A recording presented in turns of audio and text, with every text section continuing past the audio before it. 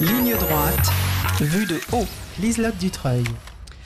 Merci donc à tous les trois d'être avec nous ce matin pour continuer sur cette édition spéciale Charlie Hebdo.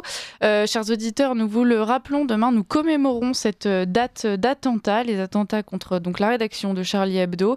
Et donc on s'interroge aujourd'hui avec le dessinateur Marceau, connu notamment pour sa série de bandes dessinées Breu, mais cofondateur de la revue La Furia, donc une revue très anticonformiste, et Laurent Oberton, journaliste et essayiste, auteur de Raisonnablement sexiste aux éditions Magnus et donc cofondateur de la même revue. On s'interroge donc sur ce qu'est cette nouvelle presse anticonformiste et puis comment les choses ont évolué depuis Charlie Hebdo. Bonjour à tous les deux, merci d'être avec nous. Alors, est-ce qu'on vous entend correctement ? Est-ce que vous m'entendez ? Oui. On vous entend bien, moi, merci. Je vous entends très bien. J'ai vu vos lèvres bouger sans son, j'étais inquiète. Laurent Oberton, nous pourrions commencer par vous. 10 ans après Charlie Hebdo, est-ce que vous pourriez dresser un constat aujourd'hui de la liberté d'expression en France ? Le premier constat, c'est qu'ils ont plutôt gagné, les terroristes, parce que je ne parle pas forcément des dessins provoquants un peu faciles, mais surtout de la critique générale de l'islam qui passe pour dangereuse. Et surtout qu'on a des sortes de collabos, je crois que le mot est bien choisi, qui désignent en permanence aux islamistes les islamophobes, c'est-à-dire les cibles, les critiques du changement de civilisation qu'on observe. Donc à partir de là, le débat a bien du mal à avoir lieu. On se donne tout un tas de prétextes pour éviter les sujets qui fâchent et qui peuvent être dangereux. Donc, force est de constater que les gens peuvent toujours se prétendre Charlie tant qu'ils veulent, mais dans les faits, l'action des terroristes a porté ses fruits. Marceau, de votre côté, vous êtes dessinateur de presse, justement, des dessins satiriques, parfois très forts. Comment est-ce que vous avez vécu ces attentats de Charlie Hebdo ? Quelle a été votre réaction quand vous avez appris ce massacre ? C'est quelque chose de forcément assez impressionnant, puisque là, du coup, on passe de petits procès intentés par l'Église catholique à Charlie Hebdo à un procès à des islamistes qui se font justice soi-même. Donc là, on passe du judiciaire au concret, donc c'est toujours assez impressionnant. Après, moi, ce que j'observe sur la question d'être Charlie, c'est que c'est une étiquette à laquelle tout le monde n'a pas droit. C'est-à-dire que moi, j'observe quelque chose, c'est qu'à droite, on aime beaucoup essayer d'obtenir l'approbation de ses ennemis, et en face, en réponse, on se fait cracher dessus. Moi, ce que j'observe, c'est que tous ceux tendance droite qui ont essayé de soutenir Charlie Hebdo en disant « Je suis Charlie, vous avez raison, on est avec vous », en récompense, se sont fait cracher dessus. Donc moi, c'est un truc qui m'ennuie un petit peu, c'est-à-dire que Charlie Hebdo, encore aujourd'hui, malgré le drame qu'ils ont vécu, continue encore à sélectionner qui a le droit ou non d'être Charlie. On prend des exemples, ça peut être des Marine Le Pen ou d'autres personnalités marquées à droite, qui vont dire « Je suis Charlie, on vous soutient », et en réponse, Charlie leur dit « Non, toi la facho, nous parle pas, t'es pas notre copine ». Donc voilà ma réaction, quoi. Et lorsque vous dessinez, vous mettez souvent en avant l'espèce de double pensée qu'il y a chez ceux qui défendent la liberté d'expression et qui, par exemple, brandissent en permanence le cadavre d'Elan, mais refusent qu'on brandisse le cadavre d'un autre enfant qui lui n'est pas mort en tant qu'immigré syrien, mais qui est mort en tant qu'enfant français. Et est-ce que c'est quelque chose qui vous frappe en permanence, ce double standard dans la façon de juger la liberté d'expression, ce qui est dissible et ce qui est indicible ? Alors, ça ne me frappe plus, puisque depuis le temps que je l'observe, j'ai fini par l'accepter, par l'intégrer. Mais c'est toujours, on va dire, c'est toujours satisfaisant de le constater. C'est-à-dire que très modestement, je crois que je dessine assez juste de ce point de vue-là, puisque à chaque fois, ces histoires de récupération, c'est toujours selon le messager. C'est-à-dire que si c'est un méchant électeur du RN qui dénonce un fait divers, c'est bien sûr de la récupération. Tandis que si c'est quelqu'un de tout à fait laïque et qui pense bien, c'est bien, il fait avancer le progrès. Donc, mais ça c'est quelque chose, c'est un grand classique. J'enfonce une porte ouverte, mais vous faites bien de me le rappeler. Mais vous les enfoncez avec talent et en plus elles sont systématiquement refermées par la gauche. Donc merci beaucoup. Merci. Laurent Oberton, dans la ligne éditoriale de La Furia, vous choisissez justement d'attaquer vivement toute cette bien-pensance. Vous pouvez attaquer également l'islamisme. Aujourd'hui, vous êtes vous-même attaqué pour ça, là où Charlie Hebdo avait probablement plus de complaisance. Donc même question que j'ai posée précédemment à Andrea Cotarac. Aujourd'hui, est-ce que vous constatez qu'il y a bien les anticonformistes tolérés et ceux qui ne sont pas du tout conformes? Oui, tout le combat culturel ces dernières années porte sur l'aspect moral des choses. Ça veut dire on doit avoir peur de dire certaines choses, de dénoncer l'insécurité, par exemple. On a le cas là, des viols de masse en Grande-Bretagne dont on reparle un peu aujourd'hui, qui sont un modèle du genre. C'était faire le jeu d'extrême droite d'en parler. On a traqué les victimes, on a empêché les journalistes de le faire. Les policiers ont mis la pression à ceux qui voulaient faire éclater cette affaire. Et on voit très bien à quel point ce système, j'ai parlé de collaboration, on peut parler à minima de complicité, veut empêcher la réalité de l'information d'exister. L'information leur fait peur. Et à partir de là, ils veulent l'empêcher d'exister. Donc ceux qui vont essayer de s'en faire les héros vont être ciblés. On va tenter de les traîner dans la boue, de dissuader les autres de les suivre et de les écouter. Donc nous, on vit là-dedans. Alors notre rôle, c'est justement pas de se cacher derrière la porte et de la refermer le plus possible. Au contraire, c'est d'ouvrir en grand les fenêtres d'Overton, les fenêtres du disciple, pour montrer à tout le monde qu'on n'a aucune raison de se soumettre à ce magistère moral de la gauche, et qu'au contraire, il faut montrer que l'insolence aujourd'hui, elle est de notre côté, la véritable incorrection, elle est de notre côté, et c'est comme ça qu'on peut libérer les esprits et sortir de ce carcan étouffant du politiquement correct. Donc c'est vraiment absolument vital de le faire, et si nous, on peut aller très loin, d'autres, de manière peut-être plus policée, pourront faire circuler des réflexions intéressantes. En tout cas, la meilleure manière de perdre est de continuer à se soumettre aux injonctions morales de la gauche. Ça, on l'a toujours dit, et c'est là que repose tout le combat. Le chantage à l'extrême droite, c'est vraiment c'est la clé absolue du débat politique français aujourd'hui.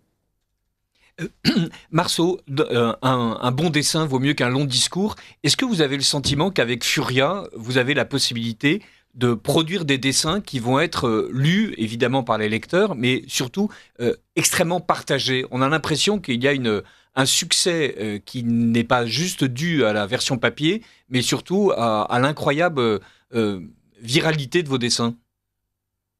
Alors, je pense que le succès de la Furia, au-delà de la qualité même de l'ouvrage, et ça c'est un travail d'équipe, et Laurent en fait partie, au-delà de la qualité de l'ouvrage, je pense que ça correspond aussi à l'ère du temps. C'est-à-dire que moi je pense que les choses d'une manière générale sont assez cycliques, et que l'ère de la bien-pensance de gauche, si on veut synthétiser, touche tout doucement à sa fin. C'est-à-dire que Laurent parlait de la complicité, voire de la collaboration de certains médias et organismes relatifs à des faits divers ou à des choses beaucoup plus graves, et ça va bien au-delà. Et je crois que les gens en ont simplement assez, c'est-à-dire qu'il y a une lassitude. Il y a encore ne serait-ce que 20 ans, on n'aurait pas pu faire la Furia. Il y a 20 ans, quand on vous soupçonnait publiquement d'être un petit peu à droite, voire quelle horreur d'être certainement facho, immédiatement vous vous liquéfiez, c'est-à-dire que le débat était terminé, c'était plus la peine. Aujourd'hui, on répond et alors avec flegme, et même on en rajoute une couche parce que en fait c'est plus possible, on en a marre, on peut plus, donc on se rebelle.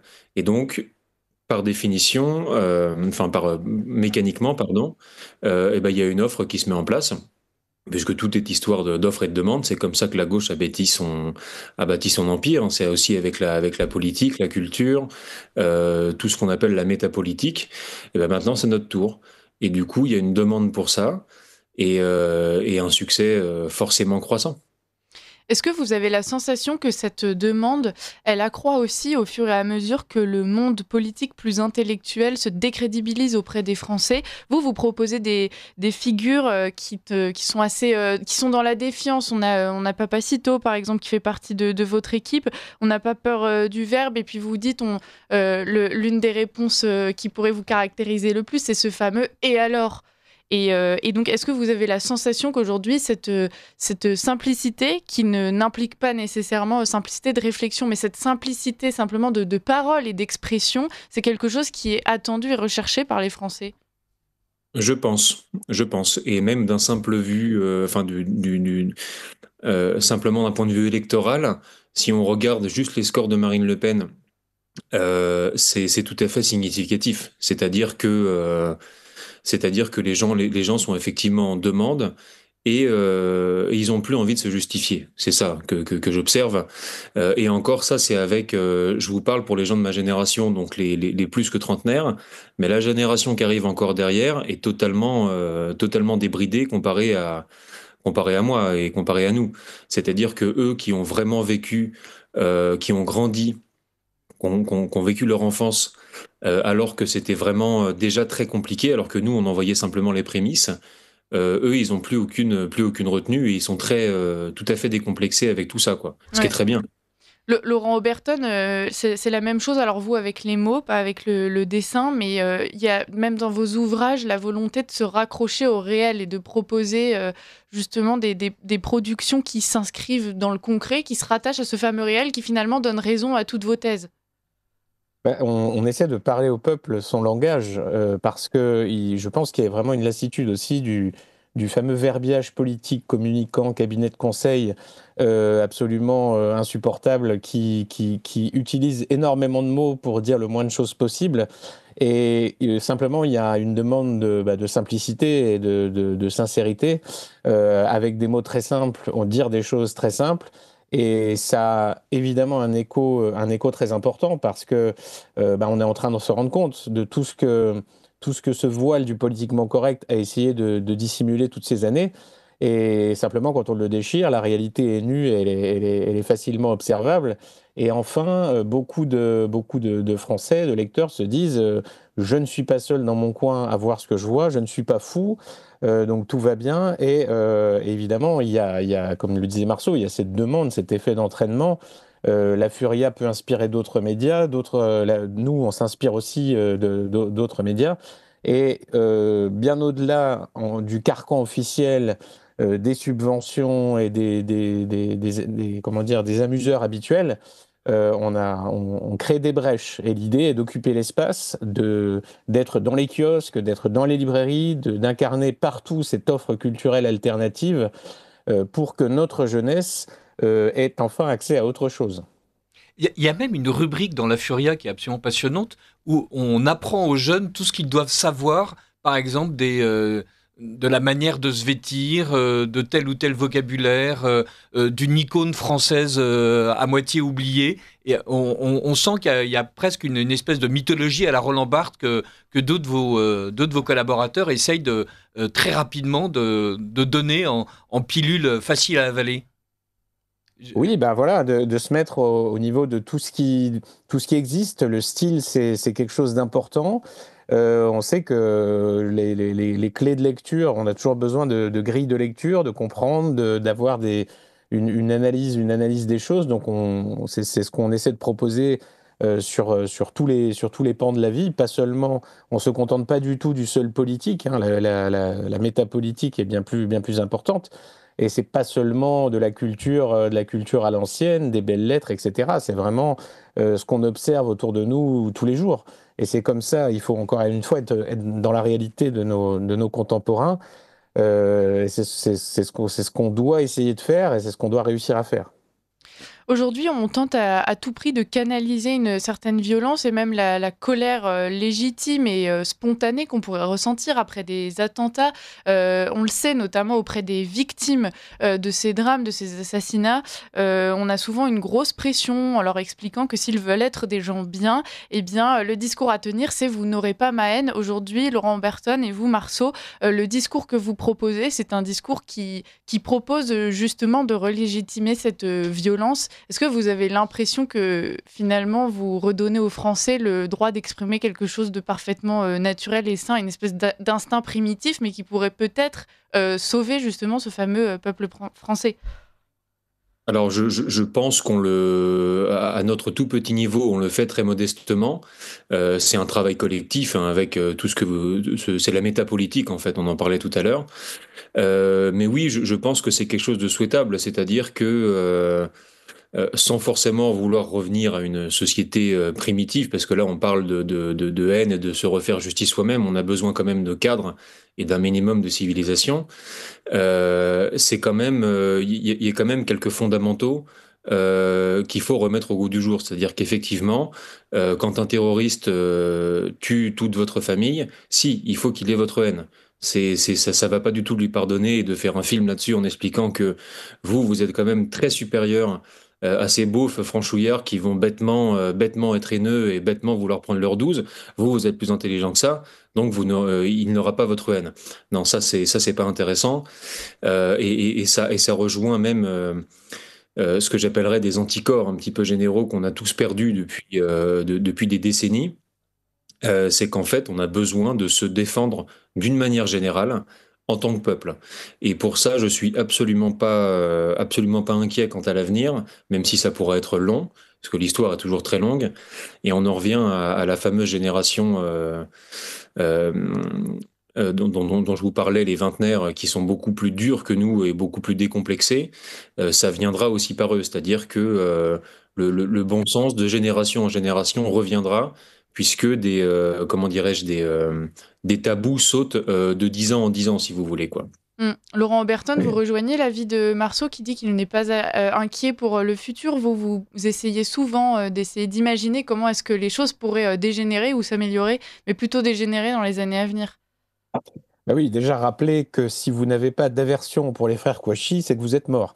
Et nous, on parle aux vivants, aux gens qui ont des réactions normales, et on essaie de leur rappeler que ces réactions qu'on essaie de criminaliser sont normales.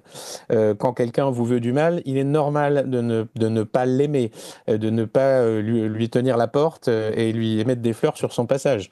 Ce sont des choses absolument élémentaires, mais la gauche a tellement mis ce monde à l'envers, nous a tellement habitués à marcher sur la tête, qu'il est bon de le remettre à l'endroit et de rappeler les bases. Et en effet, moi, je suis évidemment, réaliste et lucide, je pense, sur ce qui est en train de se jouer, sur les dégâts incroyables et vertigineux de cette immigration de quantité. Mais par ailleurs, je garde une certaine confiance dans la capacité de réaction des Français lucides. Ils l'ont déjà montré par le passé. Il est probable, j'espère, qu'ils le montreront à nouveau. De toute façon, encore une fois, ce que je dis toujours, restons optimistes, parce que si nous disparaissons, c'est que nous l'avons bien mérité. Donc tout va bien dans le meilleur des mondes. Plus l'épreuve est grande, plus elle nous offre une occasion de nous montrer au niveau et de nous révéler. Et donc voilà, tout est à accomplir. Il faut pas s'endormir. Le temps passe vite et ne nous laisse que peu de marge de manœuvre. Donc il faut tous les jours agir, parler autour de soi, cesser d'avoir peur et de se soumettre, et diffuser la mauvaise parole, celle de la Furia, de Radio Courtoisie et de bien d'autres. Alors, vous disiez qu'il faut diffuser la mauvaise parole tous les jours. La Furia est une revue dont la périodicité est trimestrielle, si je ne m'abuse. Alors, et puisque vous parliez de succès, où est-ce que vous en êtes en termes de diffusion ?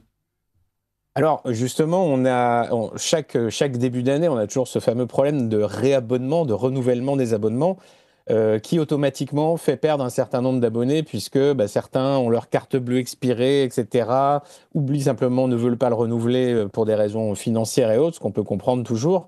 Il faut savoir, nous, qu'on est totalement indépendants. On n'a pas de milliardaires pour combler les déficits.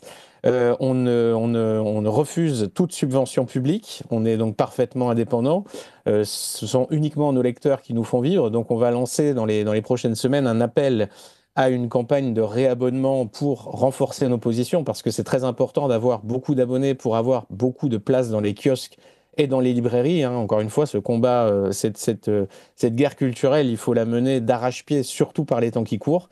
Donc, sinon, on a toujours un grand succès à chaque sortie kiosque. On a à peu près 10 000 achats kiosques à chaque numéro.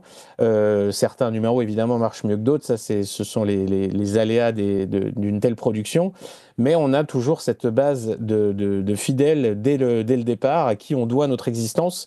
Et on espère, évidemment, le but est de continuer encore longtemps, à aller toujours un peu plus loin et à faire toujours un peu plus mal grâce au soutien de notre lectorat. Avec la commémoration de ces attentats de Charlie Hebdo, on va énormément reparler de la liberté d'expression. Aujourd'hui, la liberté d'expression, elle n'est pas bonne pour tout le monde. Est-ce que vous, d'une certaine façon, vous avez déjà dû vous opposer à la censure, qu'elle soit officielle ou bien plus insidieuse, peut-être à travers des censures sur les réseaux sociaux, comme on l'a vu énormément ces derniers mois ? Alors, ouais, toi, vas-y. Bon, alors moi, ça m'est arrivé sur Facebook assez régulièrement.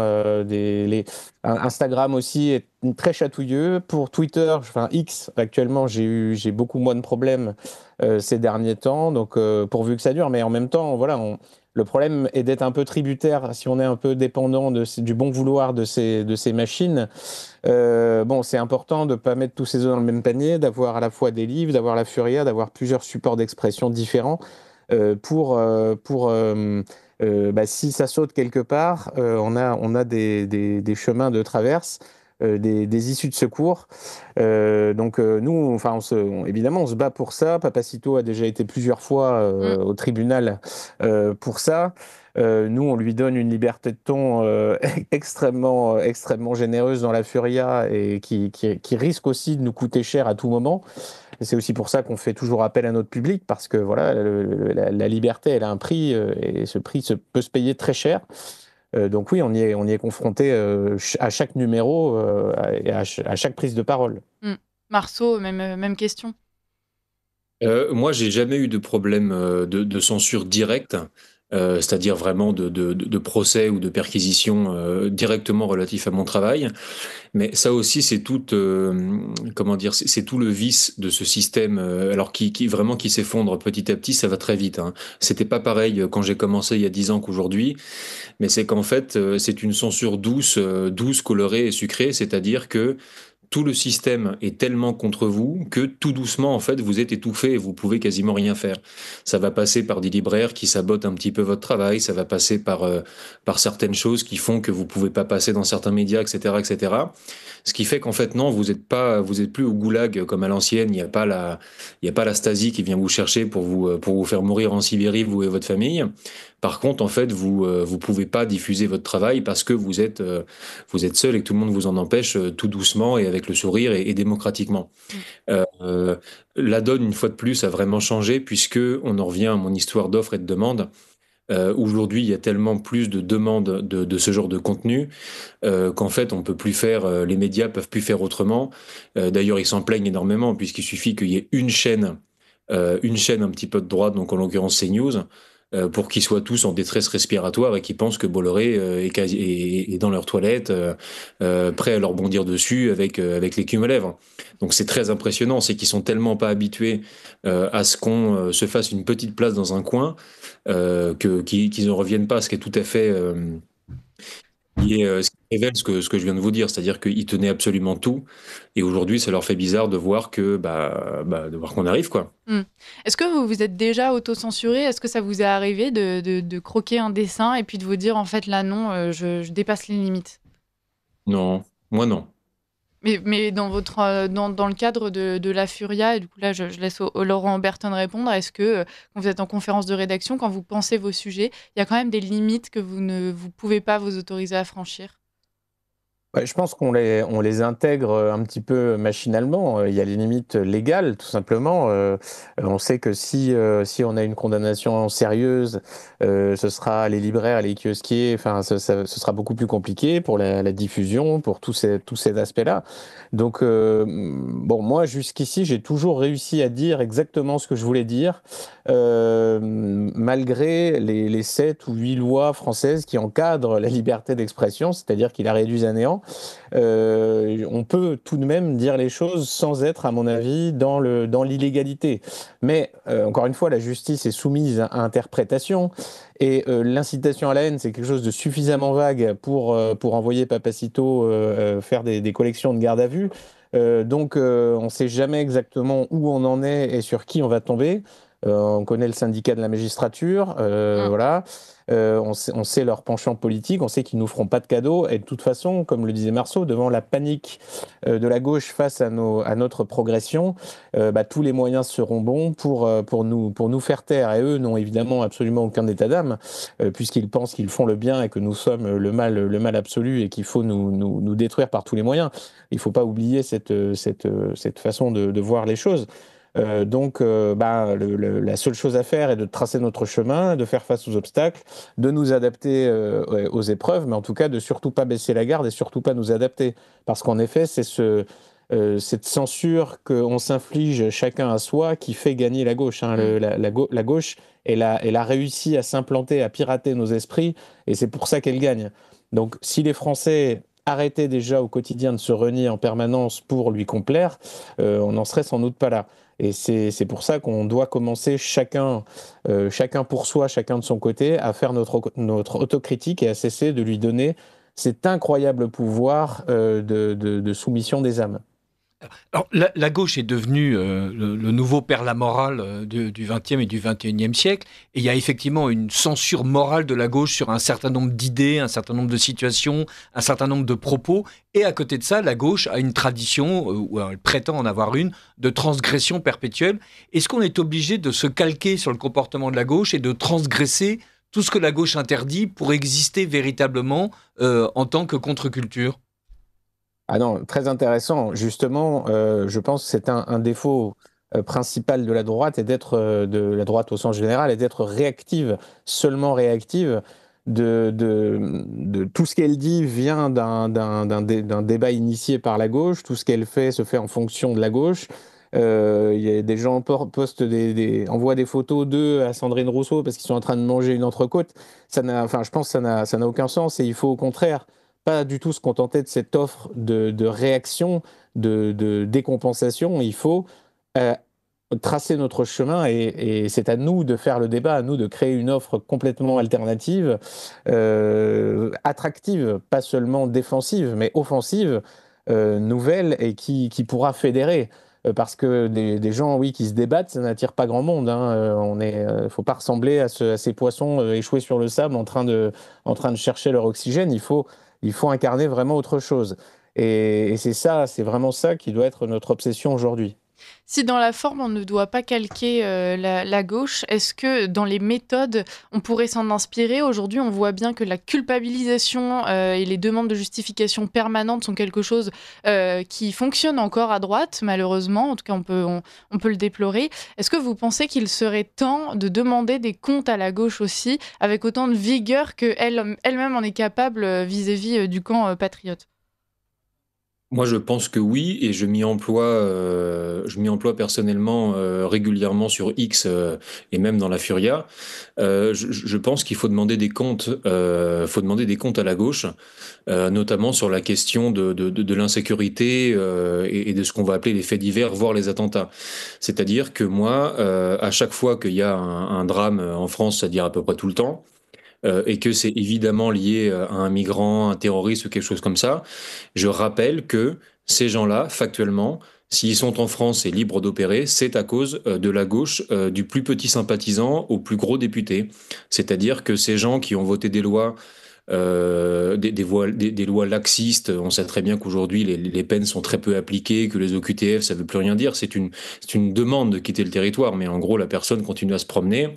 Laurent en parle très bien dans ses livres et tous les jours sur X du laxisme judiciaire effarant, oui, il faut demander des comptes.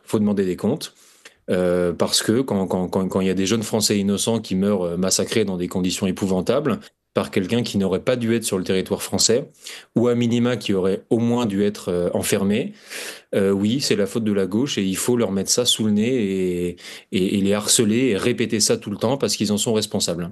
Je suis tout à fait d'accord. Je pense que moi, je répète tout le temps depuis 10 ans que si on a eu cette insécurité, si on a aussi peu parlé de ces centaines de morts, de ces centaines de milliers de blessés chaque année, c'est parce que il y avait cette pression, cet antiracisme de censure, de déni, et donc il est complice du crime. Et ça, c'est vraiment extrêmement utile de le rappeler.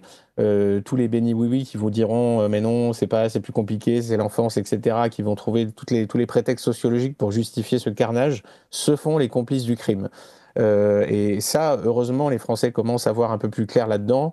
Ça devient de plus en plus difficile de nier la réalité tant elle est massive et évidente. Donc très bien, étape suivante, qu'est-ce qu'on fait? Voilà, donc c'est à nous encore une fois de fixer le calendrier, de ne pas attendre que ces messieurs nous concèdent que peut-être éventuellement il y a des problèmes, mais qu'il existe des solutions bien à eux pour les résoudre. Non, il faut se passer de leur assentiment et on peut avancer sans eux. Il reste 30 secondes. Marceau, vos vœux pour les Français pour cette nouvelle année 2025. Et puis Laurent Oberton, même question pour conclure. Bon courage et abonnez-vous à la Furia. C'est clair.